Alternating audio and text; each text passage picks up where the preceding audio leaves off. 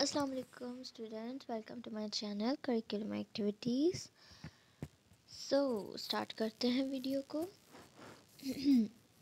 باطل سے دبنے والے اے آسماں نہیں ہم، 100 بار کر چکا ہے تو امتحان ہمارا۔ مضمون ہے آج کا ہمارا، باطل سے دبنے والے اے آسمان نہیں ہم، 100 بار کر چکا ہے تو امتحان ہمارا۔ علامہ اقبال کا یہ شاعران کے ترانے سے ہے۔ یہ ترانہ تقسیم ہند کے بعد بھی ہندوستان میں قومی ترانے کی جگہ پڑھا جاتا تھا۔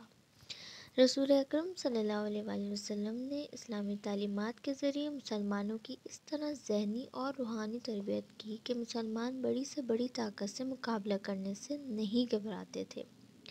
وہ کبھی باطل قوتوں کی تعداد کو خاطر میں نہ لائے۔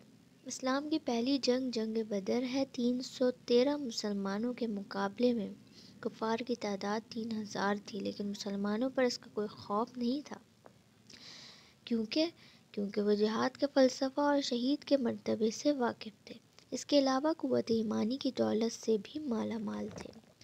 ہمارے نبی حضور اکرم صلی اللہ علیہ وآلہ وسلم جو انسانیت کا کامل نمونہ تھے، وہ صرف دعاؤں میں مشغول نہیں رہتے تھے بلکہ خود بھی جد و جہد کرتے، اور صحابہ اکرام رضی اللہ تعالیٰ عنہ بھی جد و جہد کا شوق ابھارتے تھے، اور اس کے ساتھ اللہ کی مزید مدد حاصل کرنے کے لیے دعاؤں سے بھی کام لیا کرتے تھے۔ صحابہ کرام رضی اللہ تعالیٰ عنہ نے بھی اسی راستے کو اپنایا اور اپنے آپ کو مکمل اسلام کی آفاق تعلیمات کے سانچے میں ڈھال لیا تھا۔ صحابہ اکرام کے سامنے قرآن کے علاوہ رسول اکرم کی بہترین زندگی سامنے بھی تھی، اور آپ کی زندگی قرآن کی مکمل تفسیر تھی۔ چنانچہ کیسر و کسری جیسی دنیا کی طاقتور حکومتوں کے سامنے ان کے قدم لرزہ براندام نہیں ہوئے، یعنی ان کے قدم بالکل نہیں لڑکھڑائے، کیونکہ ان کے ساتھ کس کی تعلیمات تھی؟ حضور صلی اللہ علیہ وآلہ وسلم کی۔ بہادری کے وہ جوہر دکھائے کہ دنیا کو حیران کر دیا۔ مسلمانوں نے ہمیشہ غیر مسلموں سے رواداری برتی اور حسن سلوک سے کام لیا، لیکن جب کبھی باطل قوتوں نے مسلمانوں پر غلبہ حاصل کرنے اور ان کے دین کو نقصان پہنچانے کی کوشش کی تو مسلمان باطل قوتوں کے سامنے ڈٹ کر کھڑے ہو گئے اور ان کا دلیری سے مقابلہ کیا۔ اکبر بادشاہ